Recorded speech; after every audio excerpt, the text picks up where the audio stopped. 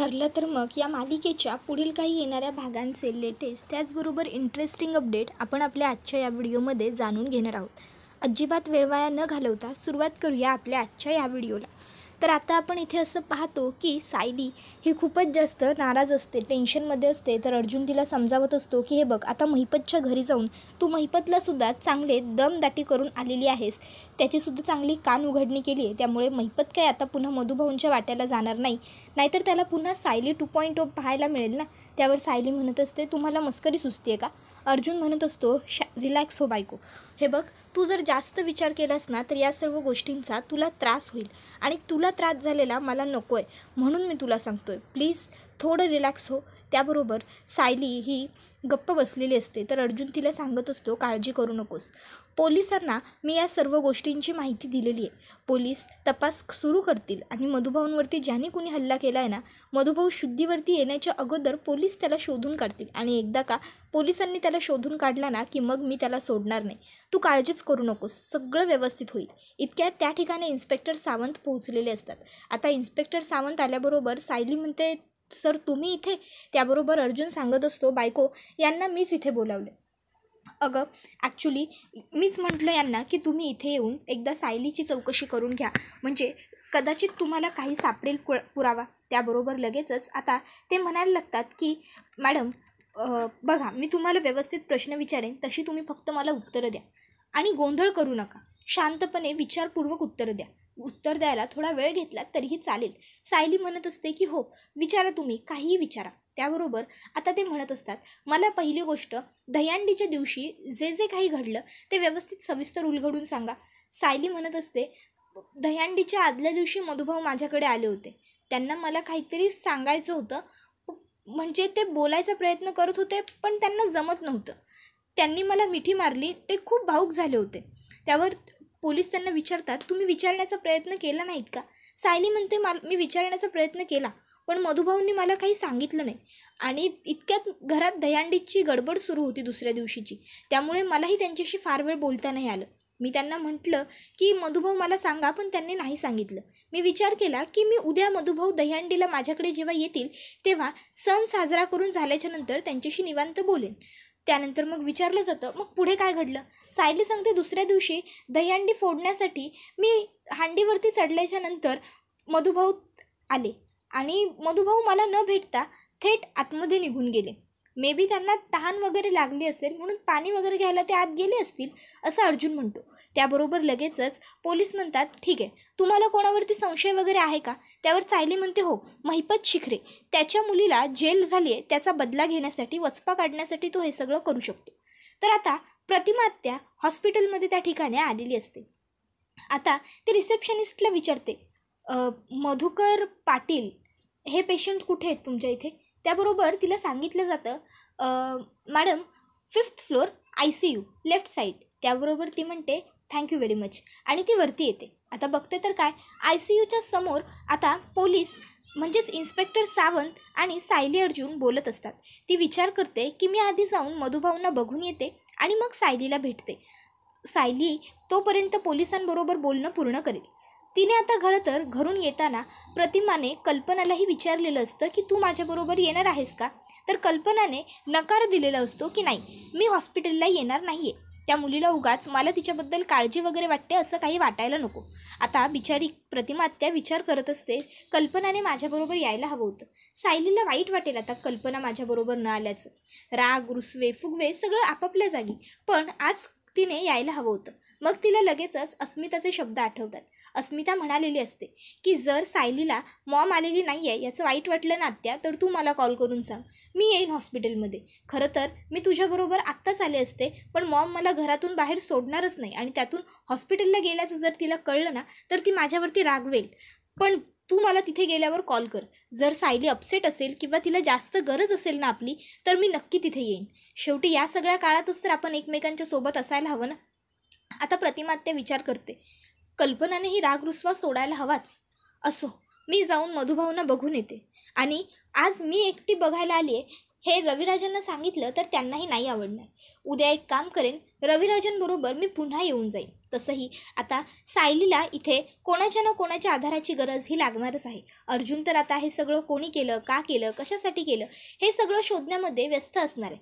मग सायलीला आधार द्यायला माझी तरी गरज असेलच इथे. मी रोज तिच्याबरोबर येऊन इथे थांबत जाईनच, पण यांनाही घेऊन यायला हवं ना, असा विचार करत ती आता हळूहळू चालत ICUकडे चाललेली असते. आता तिच्या डोक्यातही वेगळे भरपूर विचार सुरू असतात. हे सगळं कोणी केलं असेल, का केलं असेल, मधुभाऊंविरोधातच हे सगळं का घडलं असेल, बिचाऱ्या सायलीच्या नशिबात हे सगळं दुःख का, बिचारीला तिचे आईवडील तर सापडले नाहीच, पण हे सगळं तिला त्रास सहन करावा लागतोय का, देव तिचीच परीक्षा घेतोय, हा सगळा विचार करत असताना ती चाललेली असते. आणि दरम्यान आता तिला तिथे गणपतीची मूर्ती दिसते. त्याबरोबर ती 2 मिनटं त्या मूर्तीच्या समोर नतमस्तक होते आणि मूर्तीला हात जोडून विनंती करत असते की सायलीच्या आयुष्यात हे जे काही भोग लिहिलेस ना ते कायमचे नाहीसे कर देवा. त्या मुलीच्या पाठीशी उभा राहा आणि मधुभाऊंना लवकरात लवकर शुद्ध येऊ दे, कारण तिला तिचे मधुभाऊ हवे आहेत. तर दुसरीकडे आपण पाहतो की सायली आणि अर्जुन या दोघांचंही प्रतिमा आत्याकडे लक्ष नसतं. ते दोघंही इन्स्पेक्टर सावंत यांच्याबरोबर बोलण्यात व्यस्त असतात. सायली इन्स्पेक्टर सावंतांना सांगत असते की मला पूर्ण खात्री आहे की या सगळ्यामागे नक्की महिपतचा हात असणार म्हणजे असणारच. तर आपण पाहतो की इतक्यात त्या ठिकाणी नागोबासुद्धा आलेला असतो. आता नागोबाला हे माहीतच नसतं की प्रतिमा वहिनीसुद्धा इथे आलेली आहे, कारण प्रतिमा ही सध्या सुभेदारांच्या घरी राहायला आली आहे. त्यामुळे ती सुभेदारांच्या घरून परस्पर हॉस्पिटलला आलेली असते आणि ही गोष्ट नागोबाला माहीत नसते. त्याला वाटतं की प्रतिमा कशाला येणार आहे इथे. मुळात त्याने प्रतिमा आत्याचा विचारच केलेला नसतो. तो थेट हॉस्पिटलमध्ये दाखल झालेला असतो आणि पहिला सायली आणि अर्जुन कुठं आहेत हे तो तपासतो. तर त्याला दिसतं की सायली आणि अर्जुन हे दोघंजणं इन्स्पेक्टर सावंत बरोबर बोलत आहेत. नागोबा विचार करतो की चला, हा पोलीसवाला यांची चौकशी करेपर्यंत मी माझं काम संपवून येतो. आणि तसंही मला वाटत नाही इथे इतर कोणी लोक असतील म्हणून. तरीही एकदा खातर जमा करून घ्यावी म्हणून मग तो प्रतापला कॉल करतो आणि विचारतो की घरी सगळी परिस्थिती कशी आहे, मधुभाऊंची परिस्थिती कशी आहे. नाही म्हणजे मी पोलीस हॉस्पिटलला जायचा विचार करतच होतो, पण सुमनला घेऊन जायचं म्हटलं तर जरा टेन्शनची गोष्ट आहे ना, म्हणून. नाहीतर मी उद्या किंवा संध्याकाळी जाईनच. त्यावर प्रताप सांगत असतो की सायली आणि अर्जुन दोघंजणं आहेत आता हॉस्पिटलमध्ये. मी थोड्या वेळासाठी घरी आलो आहे, जरा फ्रेश वगैरे होतो, चेंज करतो आणि मग पुन्हा मी हॉस्पिटलला जातो. त्याबरोबर लगेचच नागोबा विचारतो सायली आणि अर्जुन दोघंच आहेत का हॉस्पिटलमध्ये. त्यावर आता प्रताप सांगतो हो, सध्या तरी दोघंच आहेत. आता प्रताप नुकताच काही वेळापूर्वी घरी आलेला असतो आणि त्यामुळे त्याला ही गोष्ट अजून माहीतच पडलेली नसते की प्रतिमासुद्धा हॉस्पिटलला गेली. त्यामुळे तो आता ही गोष्ट नागराजला सांगतच नाही.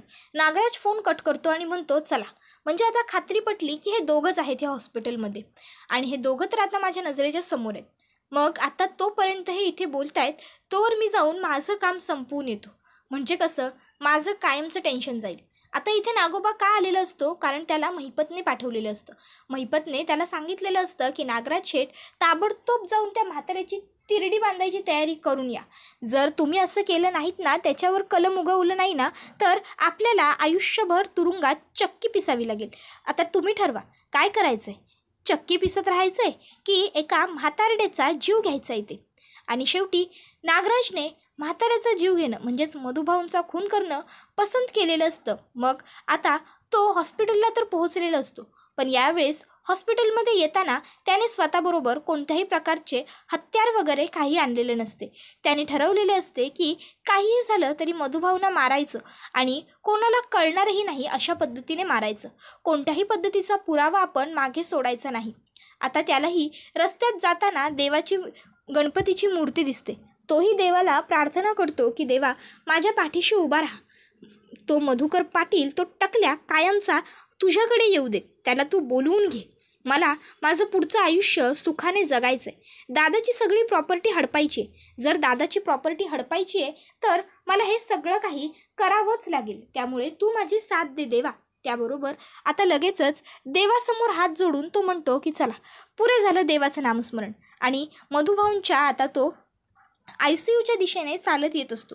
जसं तो मधुभाऊंच्या ICUच्या दिशेने चालत येत चाललेला असतो तशी त्याची भीती वाढत चाललेली असते. त्याला घाम फुटत असतो. तो विचार करत असतो की जर मला कोणी पाहिलं तर आज माझं काम तमाम होईल. आज एकतर कर नाहीतर मर अशी सिच्युएशन आलेली आहे. तो मधुभाऊंच्या खोलीत येतो आणि बघतो तर काय, मधुभाऊंचे डोळे उघडे असतात. आता मात्र नागोबा घाबरतो. नागोबाला वाटतं हा म्हातारडा शुद्धीवर आला की काय, अरे रे रे रे, आता खूप मोठी गडबड होऊन जाईल. मग तो मधुभाऊंच्या जवळजवळ येत जातो, पण बघतो तर काय, मधुभाऊ काहीच हालचाल करत नसतात. मग तो मधुभाऊंना हाक मारतो, मधुभाऊ, ओ मधुभाऊ. मधुभाऊ काहीच रिस्पॉन्स करत नाही.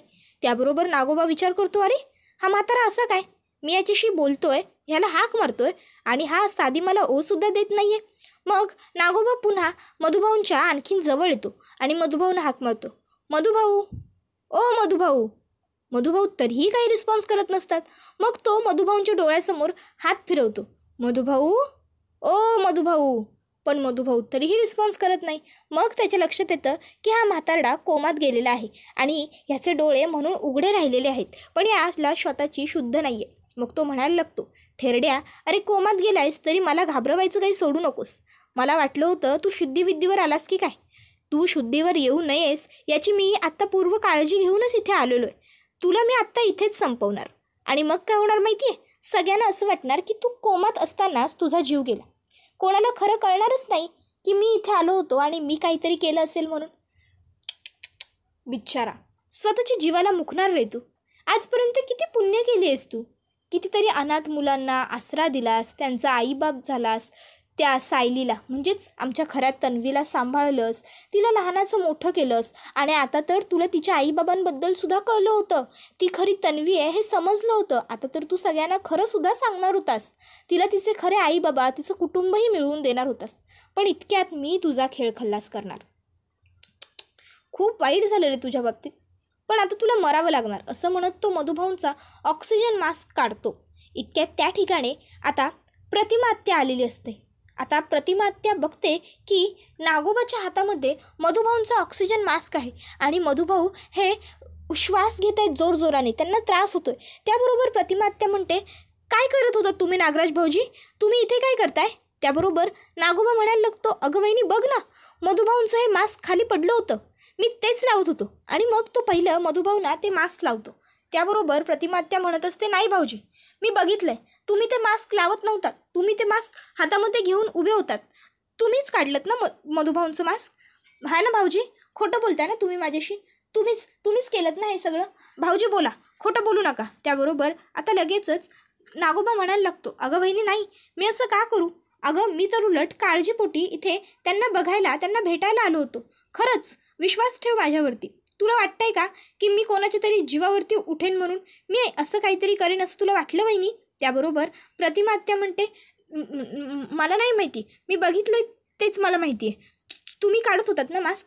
भाऊजी बोला, भाऊजी बोला, तुम्ही खोटं बोलताय ना माझ्याशी, तुम्ही खोटं बोलताय. इथे सायली आणि अर्जुन का नाही आहेत. सायली आणि अर्जुन तिकडे पोलिसांबरोबर बोलत आहेत, त्याच गोष्टीचा तुम्ही फायदा घेतलात ना.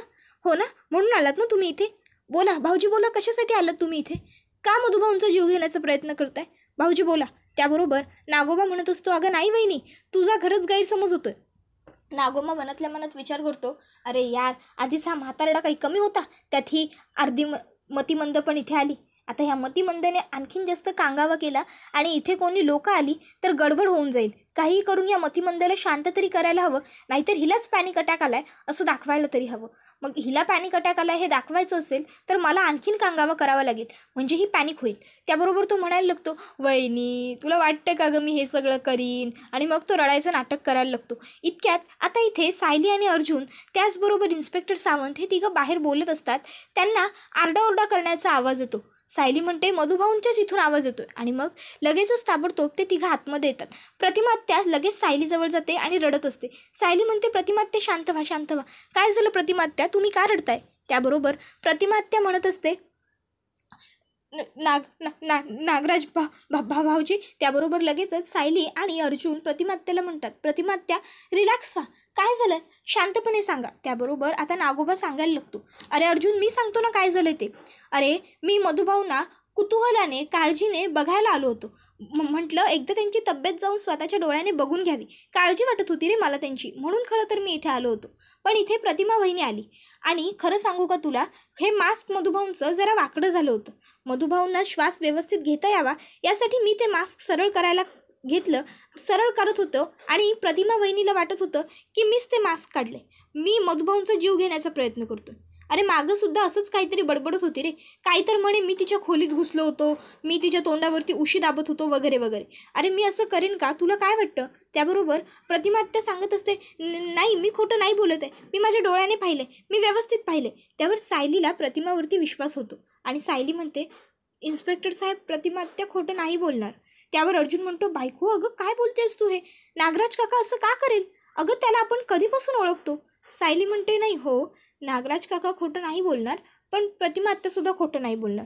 त्याबरोबर इन्स्पेक्टर साहेब म्हणतात की जर असं असेल तर मग आम्हाला नागराजची एकदा कसून चौकशी करावी लागेल आणि चौकशी करण्यासाठी आम्हाला नागराजला ताब्यात घ्यावं लागेल. त्यामुळे आम्ही नागराजला आता अटक करतोय. त्याबरोबर सायली आणि प्रतिमा आत्या म्हणतात की ठीक आहे, तुम्ही घ्या याला कस्टडीमध्ये.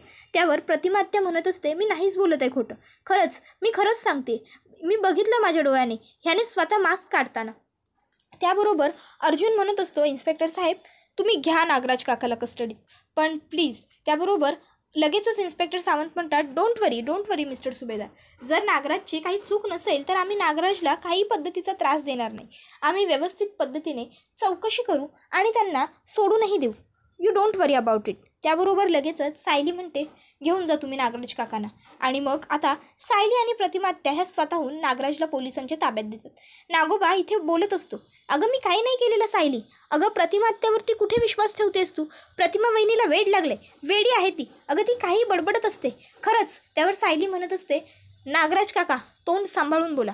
तर प्रतिमा आत्या लगेचच म्हणायला लागते, नाही ग सायली, मी वेडी नाही आहे, मी नाही आहे ग वेडी, माहिती आहे ना तुला मी वेडी नाही आहे ते.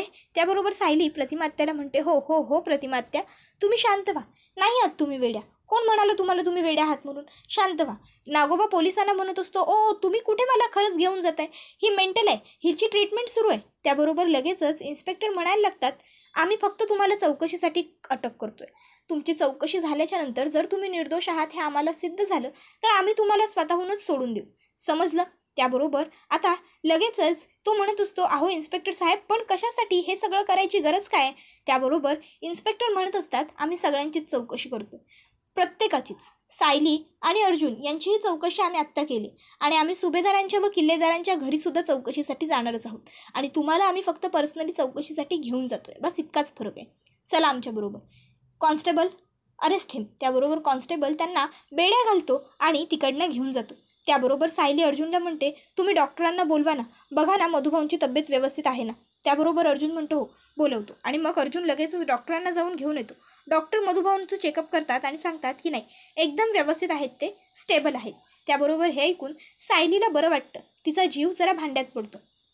आणि हा व्हिडिओ इथेच संपतो. व्हिडिओ आवडला तर व्हिडिओला लाईक करा, चॅनलवर नवीन असाल तर चॅनलला सबस्क्राईब करा आणि बेल आयकॉन आठवणीने प्रेस करा, जेणेकरून तुम्हाला पुढच्या प्रत्येक व्हिडिओचं नोटिफिकेशन मिळत जाईल आणि सर्व व्हिडिओंचा अगदी उत्तम पद्धतीने आनंद घेता येईल. पुढचा व्हिडिओ येईपर्यंत टाटा बाय बाय, धन्यवाद, take care all of you.